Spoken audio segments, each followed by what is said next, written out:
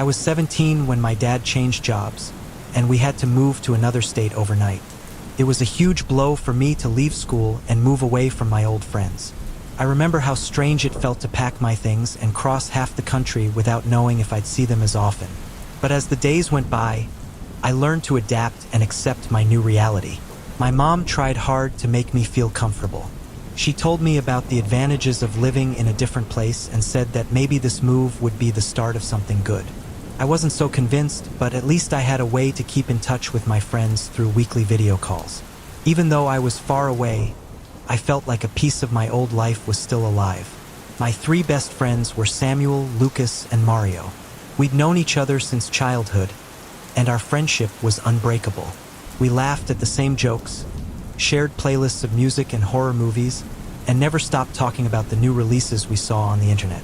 Every Friday, we'd meet up on video chat to catch up, talk about random stuff, and sometimes dive into conversations about conspiracy theories or strange stories that circulated online.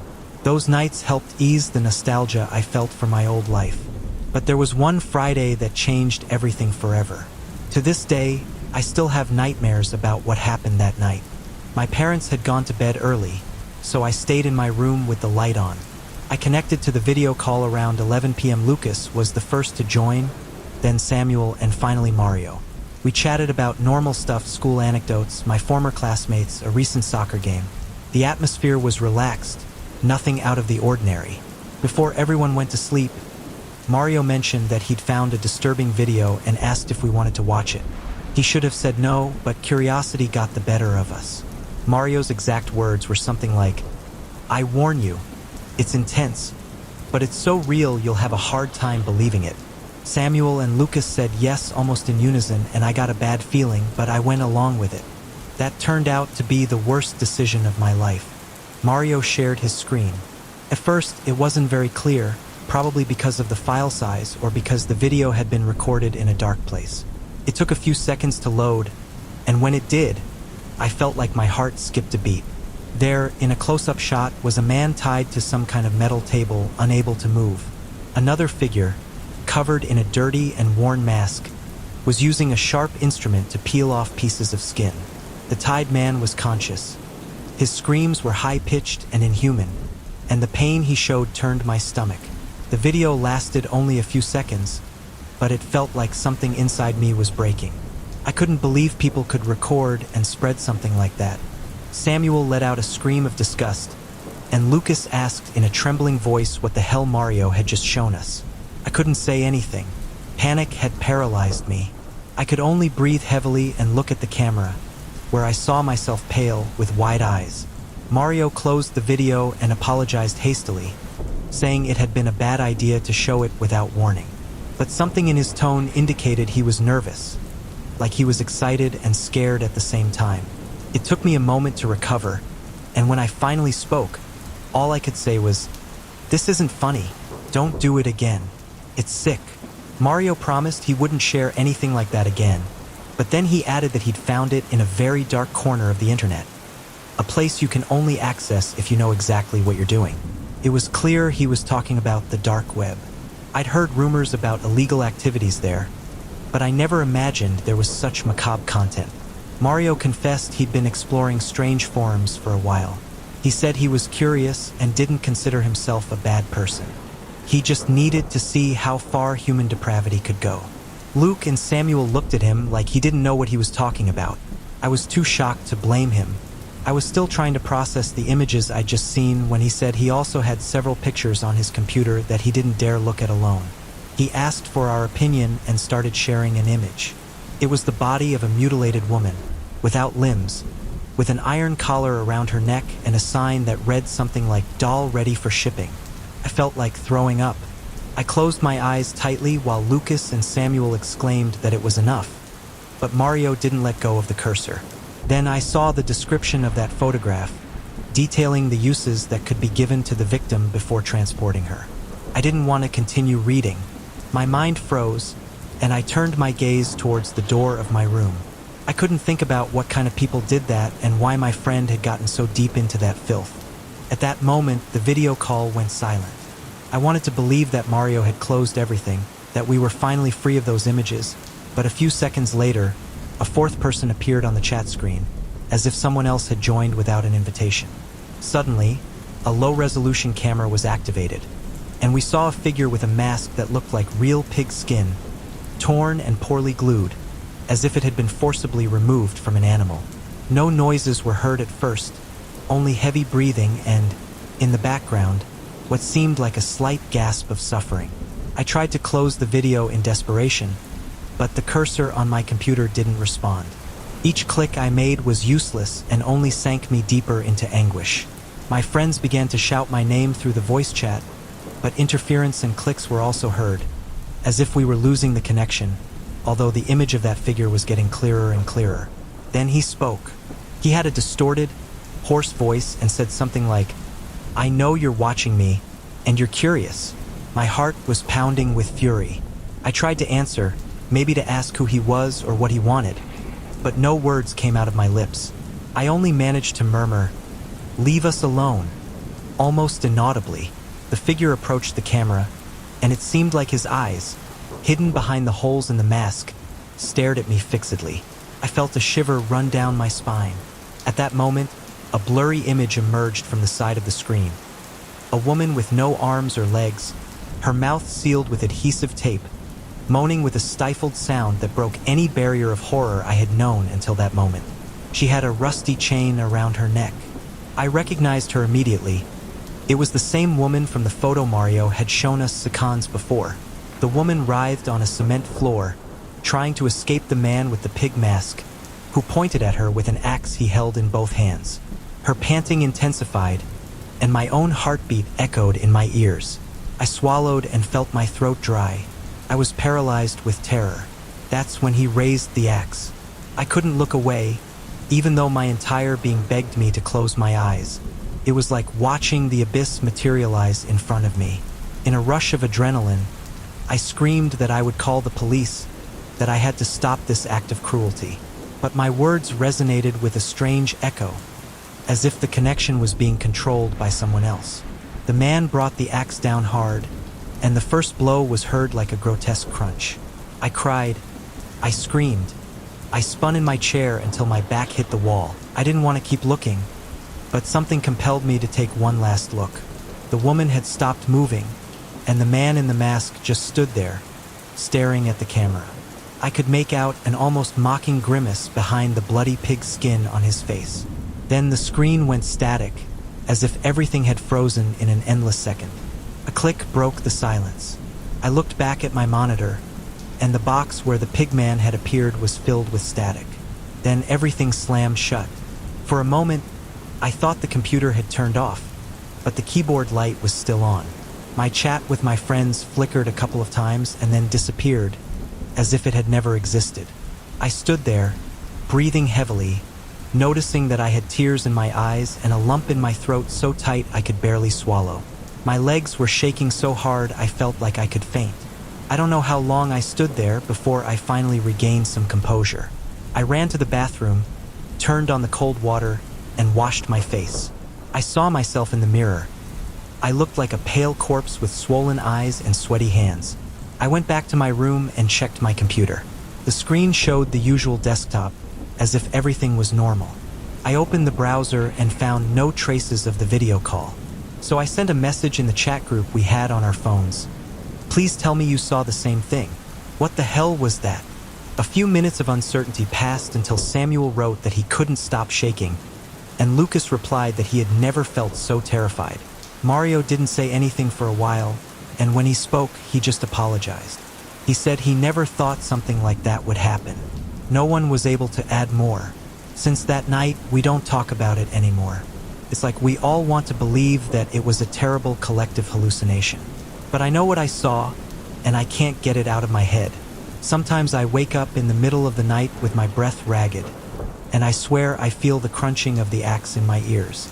I walk through the house, turning on all the lights, terrified that at any moment that pig mask will appear again on some screen or worse, behind me. I've tried to convince myself that it was just a hack with a macabre sense of humor, but that explanation never calms me down. The desperation in that woman's eyes was all too real. Since that Friday, I can barely sleep, and the memory still haunts me. I no longer trust video chats or unknown forums. Every time I receive a suspicious link, I delete the conversation without thinking. I feel a weight on my chest that reminds me that horror isn't always part of a movie. Sometimes it's right there, within reach of anyone who dares to open the wrong doors in the depths of the web. I've kept silent for a long time, but something inside me pushes me to write it down, to leave with the confidence that what we saw was a glimpse into authentic evil. I don't expect you to believe me, but I want you to know that there are dark corners on the internet where cruelty knows no bounds.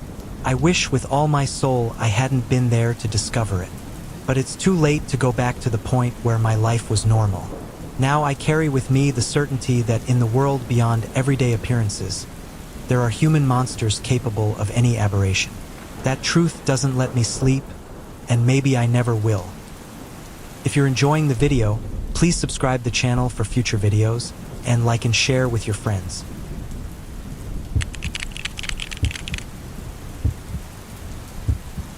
I was 20 when it all happened. I liked to think I was invincible, that nothing bad could happen to me. All those rumors about dark places on the net, just exaggerations. At the time, my own computer was out of service, so I took my older brother's without asking. It wasn't the first time. He never noticed or pretended not to. I was a die-hard fan of online games, spending hours looking for new challenges. I didn't care what type of game, strategy, shooters, graphic adventures. But that afternoon, I was fed up with the same old thing. I decided to find something different. Without thinking twice, I opened the browser and typed in cool, not boring games, waiting for Google to throw up some unknown options. I remember the room was small and dark, barely lit by the dim light of the monitor. I felt the adrenaline in my chest, that mix of curiosity and eagerness to discover a new hobby. I began to browse the list of results. Many sites were old acquaintances. Others seemed kind of suspicious. I was always the type to click on any flashy link, without caring about security or the risk of viruses. My computer was frequently infected with malware, but I wasn't worried. The laptop wasn't even mine, and the only consequence I feared was my brother's scolding. I checked site after site without finding anything that caught my attention. Some pages took a long time to load. Others looked terribly designed, and I got bored easily. Then, almost like a digital tarot, a pop-up window appeared in the upper right corner of the screen. It said something like, "Tired of boring games? So far, nothing out of the ordinary." But suddenly, the text transformed before my eyes into something more disturbing: death games. The typography looked clumsy, but the intense red color put me on alert. I was about to close it, but my curiosity got the better of my prudence. I clicked on it, convinced it was just one of those poorly made sites full of ads. The screen stayed blank for a moment, too long, and I felt my heart skip a beat. Then it lit up with a message written in red letters that dripped like badly drawn blood. "Hello, do you want to see someone die? Click send to continue." I laughed at the absurdity. I thought it was a failed attempt to scare people, a gimmicky device that would only scare children. But my morbid side urged me to continue. I stared at the blinking button for a few seconds. The message changed. "Or what's up? Scared? Don't be a chicken. It's just a game." It had that antiquated look, like those old flash sites with clumsy animations and poor quality design. Part of me wanted to close the window, but another part, the same part that enjoyed horror movies and ghost stories, pushed me to experiment. Of course, I ended up clicking on send. The scene loaded. It was almost cartoonish. The graphics looked like they were from a novice artist who didn't know much about human anatomy. 3 figures appeared on the screen. 2 men with simple masks like those of thieves in children's comics, and a woman sitting in a chair, her eyes exaggeratedly open and her body trembling. There was no clear narrative, nor menus with game options. Suddenly, one of the men turned his head towards me. It was strange because I felt like the animation was aware of my presence, as if it were really looking at me. His eyes were a pair of dark, shiny ovals that moved too naturally. A distorted voice came out of the speakers. "Do you want to see it?" It echoed in my ears with a metallic tone that made my skin crawl. It was the first time a site made me feel so watched. Two buttons appeared on the screen, yes and no. I swallowed, my hand firmly on the mouse. I had a brief moment of lucidity. I wondered what kind of sick joke this was, and for a second, I considered leaving the page. But the voice sounded again, this time with a nuance of impatience. Hurry up, do it now. It's just a game. That stimulus, that provocation that mocked my manhood, prompted me to choose yes. I did it without thinking too much. Instantly, the animation continued. The second man briefly left the scene and reappeared wearing a butcher's apron stained with a reddish hue so vivid it turned my stomach. Everything was still crudely drawn, but the atmosphere changed. There was a slight flickering on the screen, as if there were very realistic frame shifts between animations.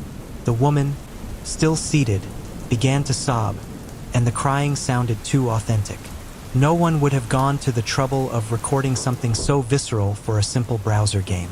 The man in the apron walked over to a metal table and picked up a hacksaw. The screech of steel against surface echoed with a chilling volume. My headphones vibrated, and the sound pierced my eardrums as if I was in the same room with him. The woman screamed. This didn't sound like a bad databank recording. It sounded alive, charged with a raw terror that punched me in the gut. The animation moved awkwardly, but the audio was almost impossible to understand. I watched with my heart in my throat as the male figure rested the saw on the arm of the drawn woman. It looked like a poorly made game, but suddenly there was an abrupt cut, and a brief, blurry, real image was superimposed. A real human arm being cut off. It lasted maybe a second, but it was enough to make me feel nauseous. I doubted my sanity. I thought maybe it was a video effect, some grotesque addition designed to shock, but I had the feeling that I had witnessed something authentic. The character continued, and every so often, the interface showed extremely realistic images. The woman's crying was interrupted by screams of pain that were impossible to ignore. I had never heard anything so crude in my entire life. I tried to close the window with the cursor, but it didn't respond. The entire screen froze in a frame where I could see the woman's distraught expression. Her eyes flooded with tears. My breathing quickened, and I realized I was breaking into a cold sweat. The man with the mask turned to face me again, and for a moment, the animation seemed to literally break the fourth wall. "You enjoy what you see?" The distorted voice thundered. I tried to force the computer to shut down by pressing the power button, but it didn't work. The site was still blocked, displaying those horrors. Every second that passed, I closed my eyes, searching for serenity, wishing it was a nightmare. The adrenaline was so strong that my throat went dry. When I reopened my eyes, the page had changed to what looked like a live chat.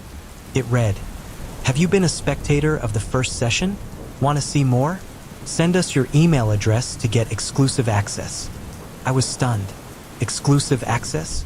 I couldn't process it. My brain just repeated the images. Seeing everything still looked like those terrible drawings, but at crucial moments, scenes that were too real would sneak in. I remembered all the rumors I had heard about the deep web, snuff films, and other aberrations. My heart was beating hard, desperately. I didn't know if it was a montage in bad taste or something real that someone was transmitting. Every pixel of my body was asking to escape. I got up to suddenly unplug the laptop, but curiosity and fear got the better of me. They paralyzed me. I had to make sure it was fake, that none of this was more than a very bad taste trick. I took a deep breath and got ready to turn off the Wi-Fi. At that moment, I heard a dull noise in the speakers. I thought the video had paused, but then I heard a knock on the bedroom door. I held my breath. My house wasn't big. My brother wasn't there, and I wasn't expecting anyone. Another knock, then silence. I gathered my courage and went out to the hallway, leaving the laptop on. When I opened the door, there was no one there. A shiver ran down my spine. I returned to finally unplug everything, but the image on the screen had changed again. Now it showed an IP address and underneath a message. "Do you think running away will help? We'll find you next live broadcast." My hand hovered inches from the power cord. My thoughts were a whirlwind. Could they track my real location? Was that IP mine? With my heart in my mouth, I pulled the cord, and the screen went dark. The internal fan of the computer stopped humming. The silence slapped me. For a moment, I thought I had escaped from something evil. However, the anguish remained. I covered the integrated camera with a piece of adhesive tape. My stomach was in knots, and a shiver ran through me every time I remembered that woman's screams. I didn't know what was true and what wasn't, but something inside me screamed that I had crossed a dangerous line. I turned off all the lights, locked myself in my room, and locked the door. That night, I couldn't sleep. I felt that at any moment, something or someone would break in. I tried to console myself, thinking that it had just been a fake video, a notorious virus, or some crazy person's sick project. But the vivid sounds and those interspersed images weren't a simple internet game. Hours passed. My family returned in the morning and found me pale, with dark circles under my eyes and fear stamped on my face. I didn't dare tell them the truth. I made up that I felt sick, that I had watched a horror movie that was too intense. I hid the laptop under the bed so as not to face the responsibility of explaining what had happened. I didn't know if when I turned it on again, everything would repeat itself or if I would even get into legal trouble for visiting content from the deep web. But what was more terrifying was imagining the possibility that what I saw was real. That woman crying and pleading, those sounds of bones crunching, the distorted voice urging me to keep looking. I couldn't get them out of my head. That same afternoon, when I felt some calm, I gathered the courage to open the laptop. I was scared, but I needed to confirm everything. I turned on the computer, and the screen stayed black for a while. Error windows appeared, messages that the system had shut down incorrectly. When it finally loaded the desktop, I saw a strange file in the center. It was called witness.mp4. I didn't remember downloading it. My breathing stopped for a few seconds. I could feel the trembling in my fingers as I moved the cursor to the file icon. I hesitated, but in the end, I opened it, hoping it was a broken video or some ridiculous spam. And there were fragments of the same scene that was advertised online, but captured in high definition. Sometimes you saw drawings. Sometimes they were real segments showing the woman being tortured. The total length was only 2 minutes, but it was enough to make me cry from pure horror. This was not a cartoon. You could perceive real blood. The anguish in her eyes could be heard in the background. The same distorted voice repeating phrases that were not fully understood. My hands were sweating, and I slammed the file shut. At that moment, I decided to destroy all evidence. I knew that no one in their right mind would believe my story, and I myself doubted my sanity. I deleted the video, turned off the laptop, and put it aside, feeling a void in my chest. I wanted to pretend that it had never happened, that none of it existed, but every time I closed my eyes, I relived the heartbreaking sound of the saw, the desperate screams, and the eyes flooded with terror. That night, I couldn't sleep either. I sat up in bed with the light on, hoping that nothing would come out of the darkness to claim my indiscretion. Even today, several years later, I shudder when I remember it. The simple hum of a fan makes me think of the metallic screeching of that saw. I stayed away from gaming for a while and never used my brother's computer again without permission. Sometimes I check my email, and even though I have no proof, I swear there are suspicious messages that self-destruct before I can read them. I've tried to overcome the trauma. I'm writing this story to release some of the pressure that oppresses my mind and the repetitive images that haunt my dreams. I want you to know that there are things on the internet that we shouldn't see, places we shouldn't visit, and doors that are better kept closed. In my youth, I believed that nothing bad could happen to me, that I was just a silly boy playing with fire. Don't make the same mistake. There are corners too dark where human evil shows itself in its purest and most terrifying form. I wish they were just cheesy cartoons or a harmless virus, but I'm still not sure what I witnessed. In the end, if you have a minimum of common sense, don't look for answers.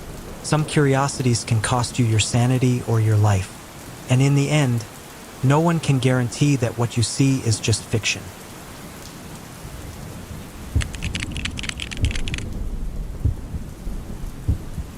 Hey, I decided to take a road trip last year to visit 2 friends who studied with me in high school. They moved to Berkeley a few years ago to attend college. During all our years of study, we were so close that we became like family, and every summer, I used to travel to their house to spend a few weeks with them. I usually made this trip by plane because it was fast and comfortable, but on this occasion I preferred to drive. There were several historical places and parks I wanted to see along the way, and I was excited about the idea of taking my time to explore them. What I didn't anticipate was that this decision would lead me to live the most terrifying experience of my life, one from which I still can't fully recover despite the time that has passed. The first part of the trip was quite pleasant. I left home very early, excited by the idea of stopping at every place that caught my attention. Traffic wasn't a problem, and the weather was perfect with a soft sun and a clear sky. I visited a couple of small museums and walked along peaceful nature trails, making the first 2 days pass without any setbacks. I felt happy with my decision to travel by land because the slow pace allowed me to reconnect with myself and clear my mind of the stress that had accumulated over the last few months. However, everything changed on the third night. I miscalculated the time, and by the time I realized it, it was almost midnight and I still had a couple of hours to go. At first, I thought it was pleasant to have the road almost to myself, without having to deal with traffic or the dazzling lights of other drivers. The asphalt stretched out alone before me, and for some reason, that solitude began to generate a slight tingling of unease in my chest. I remembered reading on some internet forum stories of people who found disturbing things while driving at night, especially on less traveled routes. There was a part of me that was curious about that dark and disturbing world that the darkest corners of the web talk about. I loved watching videos and reading stories that were said to be real on the deep web, although I always thought that many were exaggerated. But as that night progressed and the gloom became denser, I began to feel that maybe not everything was fiction, that maybe the inexplicable surrounds us when the night and loneliness come together. At one point, I began to feel the need to go to the bathroom, and my eyelids were heavy. I knew that a coffee would be nice to keep me awake. I saw a sign advertising a rest stop a few miles away and decided it would be a good idea to stop there. It wasn't one of those large areas with a gas station or anything like that. It was just a small building with a couple of bathrooms, a rack of magazines, and some vending machines in the entrance hallway. All around, there was a very simple parking lot, and beyond that, just the road and a dark blanket of trees. I figured it would be enough to stretch my legs, use the bathroom, and buy something to drink. As soon as I parked, I realized the place was deserted. There were no lights except for a flickering lantern above the entrance and the one on my own car. Even so, I wasn't scared at that moment. I just felt tired and a slight discomfort at noticing how quiet everything was. I walked toward the building to find the men's bathroom. As I moved forward, the icy breeze made my skin crawl, and for some reason, I remembered those stories I had read about people who disappeared on desolate roads, encounters with strangers who never reappeared, and the sinister video records with scenes that seemed to come from a nightmare. I shook my head to clear those thoughts, thinking my own imagination was playing against me, fueled by the tense stories I'd always consumed with morbid curiosity. The interior of the building was lit with worn-out neon lights that flickered. I walked into the bathroom, and in the brief time I was there, I didn't hear anything out of the ordinary, just the buzzing of the fluorescent lights. As I left, I glanced towards the door and noticed another car parked next to mine. I hadn't heard when he arrived, but there it was, its lights on and the engine running. An unusual scene because the parking lot was empty and the person had chosen to park right next to me, as if they wanted to be close to my vehicle. I tried to calm down and assume it was just a coincidence, yet something inside me felt threatened. I walked over to the vending machine and bought a watery coffee. It turned out to be lukewarm, almost cold, but it helped clear my mind a bit. As I drank, I glanced at the other car. There must have been a silhouette in the driver's seat, motionless. I noticed the window was slightly open, but I couldn't clearly see the face of the person inside. I felt like I was being watched, and that tingling from before became something more tangible, like a knot in the pit of my stomach that warned me to leave as soon as possible. I decided to turn around and go back to my car. As I got closer, I heard the engine of the other vehicle turn off. I stopped suddenly, as if some invisible force was holding my feet. Suddenly, the door opened, and I saw a tall man wearing a dark jacket and a hat with a sloping brim that covered half of his face. I watched him as he slowly got out and closed the door with a soft click that sounded deafening to me. I wanted to stay calm and pretend to be normal, but my nerves were evident in my accelerated breathing. The man began to walk directly towards me with calm steps, without opening his gaze. I noticed that his face had an almost sickly pallor, and his mouth was twisted into a kind of smile. I couldn't help but feel a wave of panic, the certainty that something very bad was about to happen. The man didn't say a word. At every step, I seemed to hear my heartbeat pounding in my ears. I thought about running, but I was afraid it would be worse. Besides, I didn't want to start a chase in the middle of the night. So, I moved slowly, trying to get around him so I could get to my car and get away. At one point, when I was finally almost level with my vehicle, I heard the mechanical click of a gun, a soft but unmistakable sound. I turned and saw that he was holding a gun pointed directly at my chest. For a second, my mind disconnected from reality, and I was frozen, unable to breathe. Then my instincts screamed at me to raise my hands and show that I didn't want any trouble. I felt a cold sweat running down my back. The man let out a hoarse laugh. Seeing my reaction, he asked for my wallet and keys, his voice low, almost a whisper, and I handed them over immediately. That would have been enough for a common assault, but he didn't move. On the contrary, he indicated with a slight gesture that I should walk towards the side of the building where the darkness of the forest extended. I obeyed him, my legs trembling. Each step towards that darkness seemed like a condemnation. I knew that if he only wanted to rob me, he would have left, but he didn't. My heart was beating so hard that I thought it would jump out of my chest. We entered the boundary of the woods, and the silence became unreal. I felt the leaves crunching under my shoes, and I began to beg him to let me go, to take my car, my phone, whatever he wanted. He didn't answer. He just pushed me with the gun so I would continue deeper. My mind was filled with horrible images of stories I had read about victims who were found days later, having suffered an unimaginable fate. I saw myself as one of those sinister stories from the deep web, with an ending so macabre that no one would believe it was real. After walking a few meters, he made me stop and ordered me to kneel. I did, feeling my knees sink into the wet earth. He pointed the gun at my head, and I closed my eyes tightly, waiting for the sharp crack of the shot, trying to process the idea that I would never see my parents or my friends again. My mind clouded with terror and infinite sadness, thinking that everything would end in that instant. I held my breath. My body was shaking uncontrollably, and sweat soaked my shirt.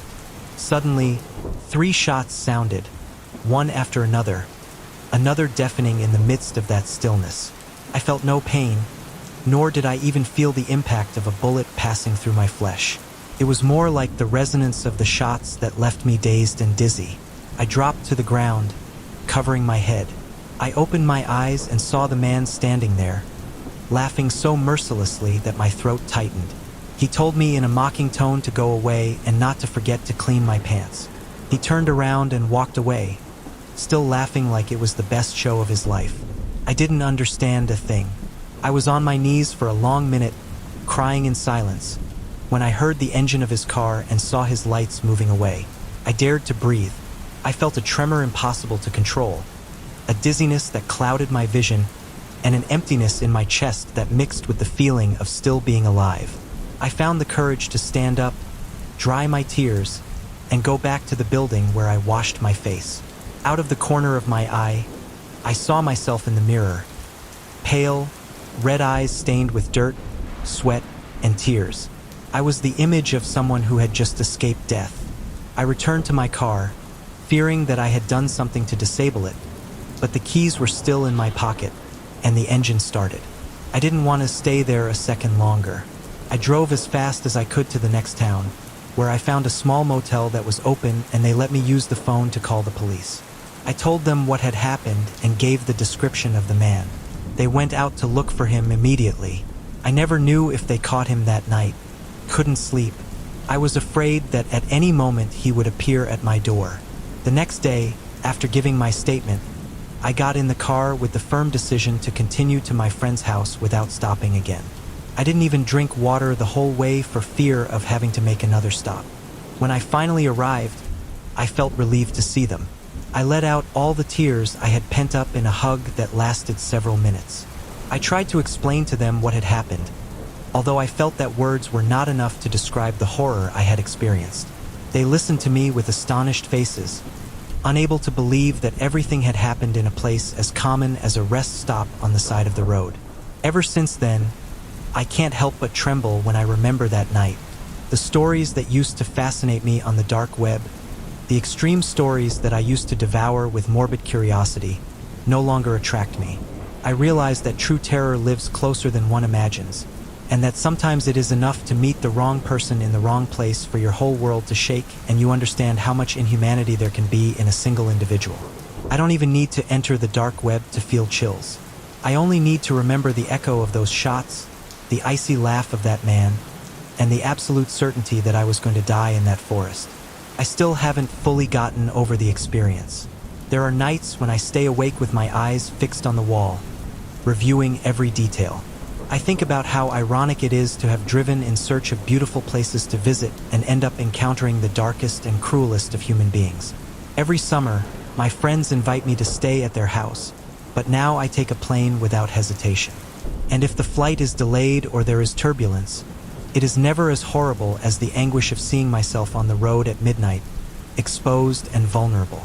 I know that I will never be able to forget that face or the chills I felt when he forced me to walk towards the depth of that forest, nor the way in which, for a few moments, I became one of those chilling stories that circulate on the web and that I so often believed were exaggerated or false. Now I know that sometimes the most terrifying thing is not what is hidden behind the screen, but what can appear in a lost corner of reality. And since that night, every time the memory assaults me, I feel the same pang of panic, the echo of my racing heart, and the bitter taste of knowing how close I was to disappearing without a trace. I don't know if I'll ever be able to sleep without my mind returning to that forest, but I am grateful to be alive to tell it, even with a soul full of scars.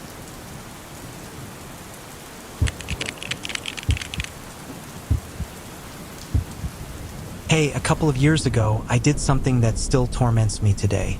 I would give anything to go back in time and avoid that moment of weakness that led me to commit such a ruinous act.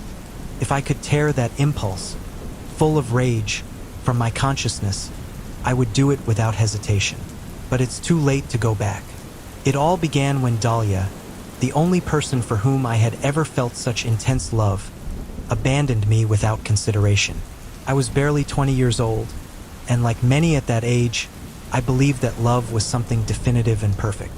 Dahlia and I had been together for 2 years, arguing all the time over silly jealousy or minor differences, but we always came back to each other. Until suddenly, I found out that she was cheating on me with another guy in the city. I don't know if you've ever felt that bitterness of betrayal. It's like a cold hand that squeezes your heart until you can't breathe. Well, I didn't react maturely, nor did I take any time to myself. I was blinded by fury, the desire for revenge, and the humiliation of having been the last to find out. That same night, with insomnia devouring me, I turned on my computer. I remembered that a while ago, out of simple curiosity, I had looked at the deep web without knowing much about the subject. That time, I didn't find anything relevant and left right away. But that morning, I was so consumed by hatred that I came up with the idea of sharing intimate photos of Dahlia in some dark corner of that network. I wanted to expose her, shame her, and see her suffer like I did. I've never been an expert at browsing those sites.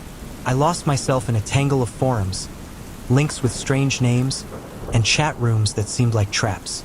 I found spaces where drugs, weapons, and worse things were offered. However, I persisted until I found something that caught my attention. A site called The Crow's Trial. The initial description read something like, "How have they hurt you? Do you think someone should pay? Tell us their story here. Let's bring justice to the guilty." A shiver ran through me as I read it. It seemed too exaggerated, but I interpreted that maybe there I could upload Dahlia's photos so that others could harass or humiliate her.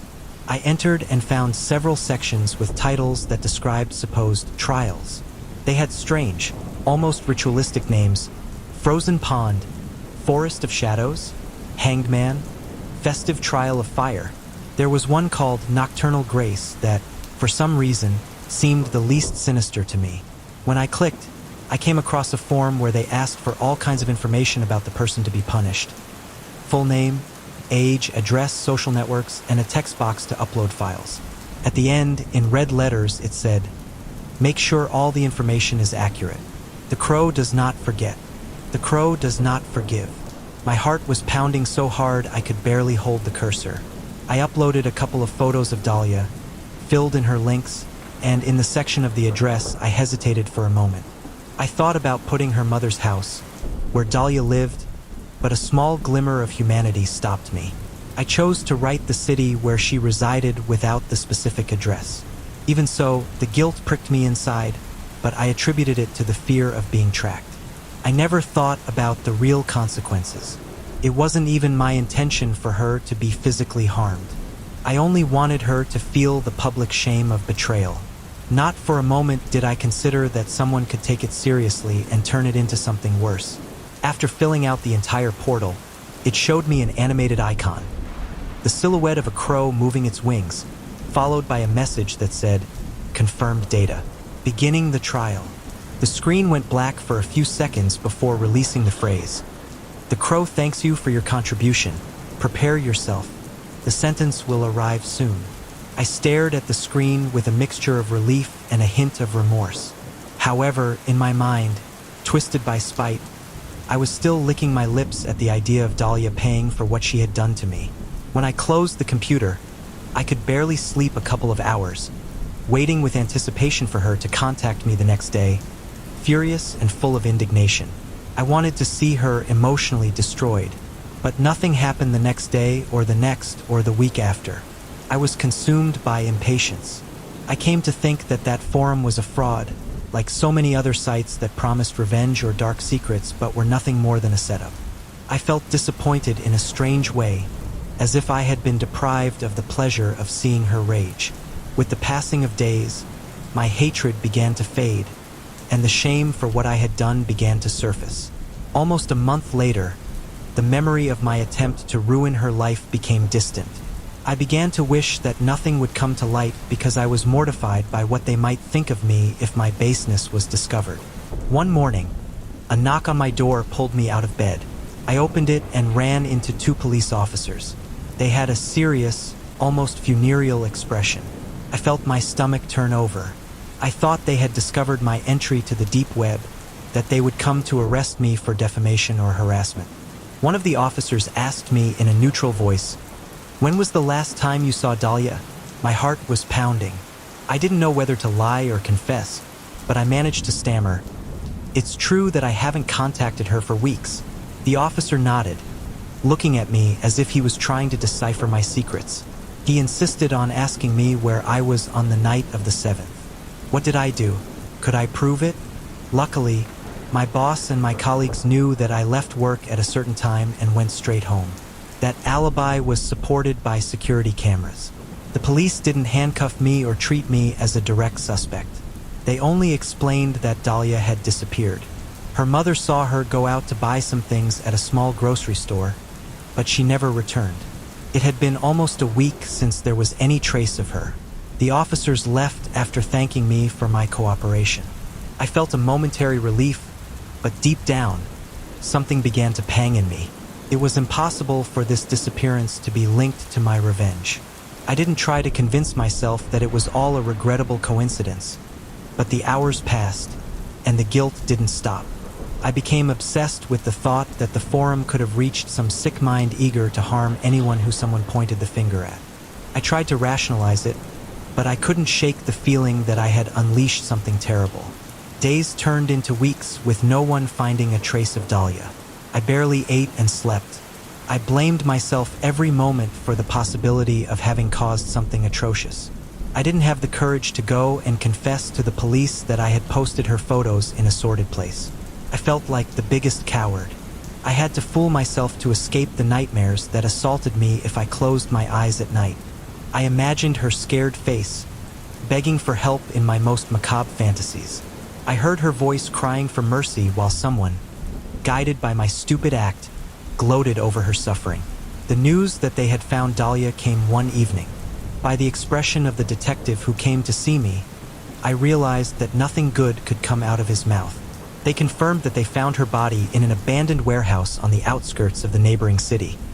a place full of ruins, cobwebs, and industrial garbage. I found it hard to breathe. My legs weakened while a dark terror took hold of me. Without giving me many details, they hinted that the conditions in which they discovered her were inhuman. The scene they described turned my stomach. The body was inside a filthy sack with traces of dirt and stains all over it, as if someone had wanted to leave a macabre message. The coroner determined that she had been dead for several days. A note scribbled in black ink appeared attached to her hand, nailed with an object. It was a crumpled piece of paper on which someone had written, "Paid mischief. The crow does not forget." I felt the world crumble around me. There was no doubt that it was referring to that infamous forum, to that twisted section in which I had pointed her out, unaware of the real consequences that could unleash. They had found her, they had killed her, and I gave them her name and her photographs. I wanted to vomit when I realized that everything had come from me. To top it off, the detective told me that the note suggested a deliberate punishment, as if someone had followed some kind of ritual. The horror that I imagined was insurmountable. After that news, I fainted. When I woke up, I was in a hospital. The officer who gave me the initial information had spoken with the doctors. They had worried about my reaction. They didn't arrest me because there was no direct evidence linking me with a homicide. Anyway, my guilt was infinite. I knew I had unleashed a chain of events that ended with Dahlia's death. Maybe a psychopath or a twisted group had stumbled upon my contribution and preyed on it to satisfy their sick thirst for violence. I was indirectly responsible for the barbarity. Since then, there isn't a night I can sleep without reliving the mental image of her trapped in that sack. I can't explain the torment I feel when I remember that it all started from my childish need to hurt her for having cheated on me. And nothing I do is going to bring me back peace or forgiveness. I live in a constant hell, without being able to blame anyone but myself. The people around me think I'm suffering from the loss of an ex-girlfriend. They don't know the dark roots of that pain. They don't know that the night I immersed myself in the deep web, I marked her sentence. The worst thing is that the investigation never led anyone behind bars. There were no arrests or suspects. Beyond me, who appeared on the list of former relatives, my alibi was solid, but not that of my own conscience.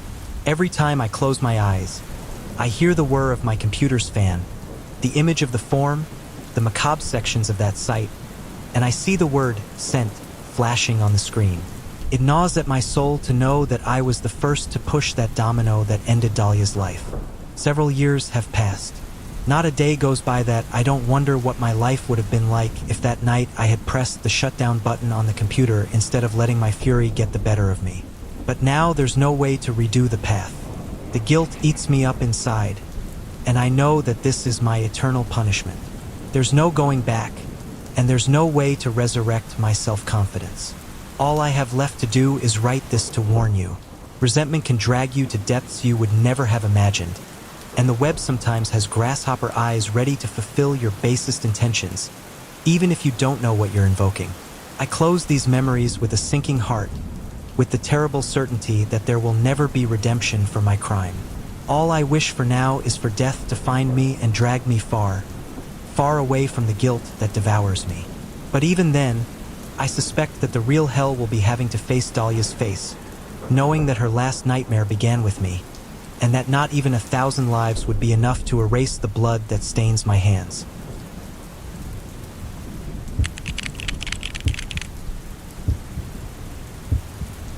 Hey, I always knew I had to keep my curiosity on the surface, but I never imagined how far the darkest part of the web could drag me.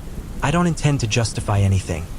I just want to tell my story anonymously in the hope that if someone is toying with the idea of entering that world, they can see a warning in my words.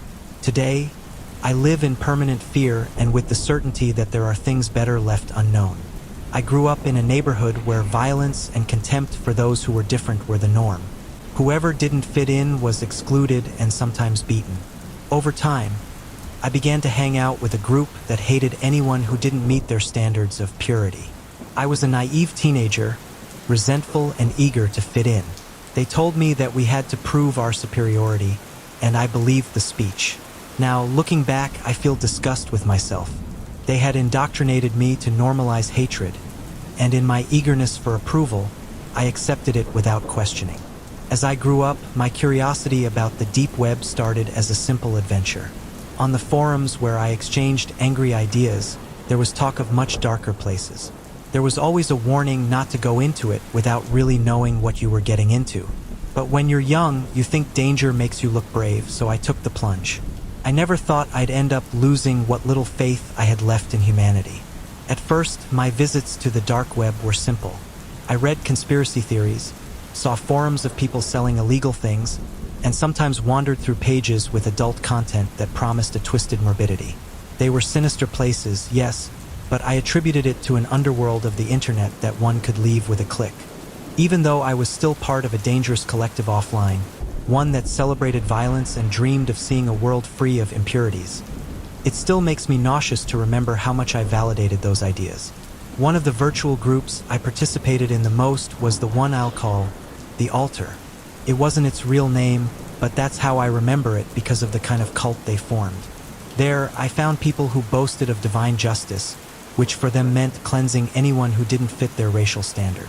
At first, I just read with the morbid fascination of someone who knows something is wrong but doesn't look away. These people were willing to take their words to the physical plane, and some publications confirmed it. Little by little, the threats stopped being theoretical. They began to spread real data about innocent people, work addresses, car license plates, routine schedules. Each new thread uploaded to the forum had more detailed information. There was one particular case that left its mark on me. They published photos of a family of foreign origin taken from their own living room window. The person sharing the images boasted of knowing everything: how many lived in the house, where they worked, what their daily routes were.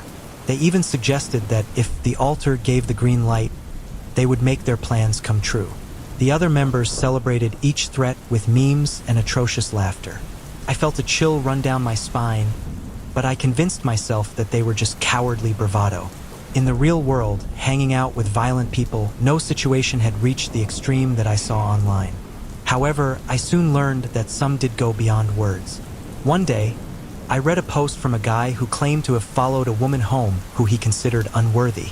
Not only had he taken photographs of the house, but he had also broken mirrors and left graffiti on the wall with messages of racial hatred.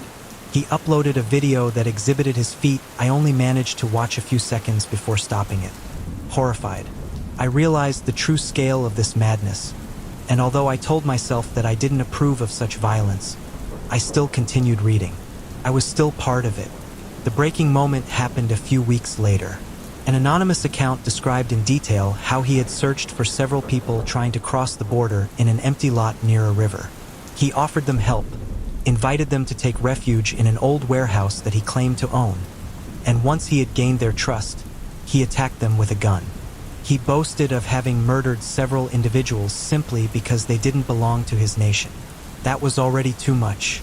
When he admitted to sparing a child's life only to later sell the child to a network that would supposedly pay him good money, I felt a hollow in my stomach. The words were there, raw, accompanied by photos that confirmed the atrocity. I couldn't stay silent. I took screenshots, gathered all the information I could, and handed it over to a local officer. I had to explain to them what I was doing on those forums. I guess they investigated me a bit, but they understood that at that time, I was trying to report something. I don't know if the police arrested that person or if he managed to change his whereabouts before they found him, but my conscience screamed at me to do something. Despite everything, my morbid curiosity did not cease. Even with the repulsion I felt, I continued exploring the dark web for other reasons. Deep down, I felt attracted to anonymity, to make illegal purchases that I won't detail much but that were not related to violence. What I never thought was that I would end up discovering something more disturbing. I dedicated part of my time to cybersecurity work, although not always with the best intentions. Sometimes servers were entered without permission, just to prove that I could. In one of my explorations, I came across an underground market that seemed small compared to the large ones that have been closed. That's why I chose it. I preferred something low profile that wouldn't be the focus of the police. But that market had a huge security flaw in its server. One night, after several hours of trial and error, I found the vulnerability and sneaked into its system. At first, I thought the juiciest thing would be to find shipping data, addresses, false names. I was surprised to see that they kept detailed information of the buyers, not only the cryptocurrencies they used, but also possible physical addresses. That was already dangerous. Well, if it fell into the hands of the police, all their clients would be compromised. And if it fell into the hands of extortionists, they could use it to blackmail them. However, what left me frozen was another section, a repository of internal emails. There were threads where they discussed tests of new substances. In one, someone claimed to have a note that he didn't know if it worked or if it was too toxic. Another answered that it didn't matter, that it had to be sold anyway. The first one refused to risk his reputation with regular customers, so he asked for volunteers for the tests. He demanded that they be young, preferably teenagers, and asked if the other had contacts to get those people. The answer was chilling. He said he had several boys in a circuit of child trafficking and that they could deliver them in a week to do the tests. I read conversation after conversation with cold blood. They mentioned the possibility of linking up with a larger laboratory, and although they didn't give details, they insinuated that there were pharmaceutical companies willing to pay for clandestine tests without any scruples. They planned to turn those boys and girls into laboratory rats. I wanted to download all the emails and take them with me, but the server architecture was complex. My movements activated a log that alerted the administrators. In a matter of hours, the site disappeared. They moved, changed address, or simply destroyed their traces. I was left with a few screenshots and handwritten notes, but I didn't know how to proceed without incriminating myself. I also went to the police for the second time in a desperate act. I spoke anonymously and gave the little evidence I had. I don't know if the authorities managed to track anything. I don't know if in that time those traffickers of human flesh escaped to an extradition country. One would like to believe that at least they dropped the investigation, but the reality of the dark web is that many criminals know how to move without leaving a trace. For my part, I was left with a bitter taste, feeling caught between two fires, the guilt of my own sins and the horror of knowing that in those corners, human life is valued less than a market product. Today, I consider myself someone different. I distanced myself from hatred, although its vestiges still torment me for the things I did and those I allowed. I continue working as a computer security specialist. Although now I try to stick to the law, I avoid those supremacy forums that at the time seemed like a refuge to me. Sometimes when insomnia hits me, I remember the innocent gaze of that child who appeared in the murderer's photos, or I imagine the teenagers who were going to be used as guinea pigs for experiments. It's unbearable.